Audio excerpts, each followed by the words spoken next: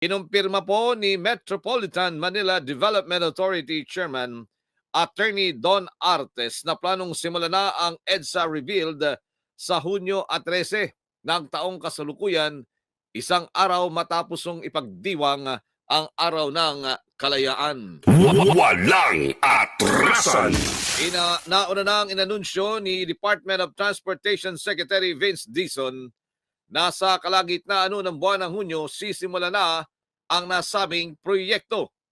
Ayon pa kay Artes, matapos ang pagpupulong kasama ang DOTR at DPWH, napag-usapan na nila ng ilang detalye tungkol dito, gaya po naman ng scheduling, traffic management plan, mitigating measures at augmentation para naman sa public transport.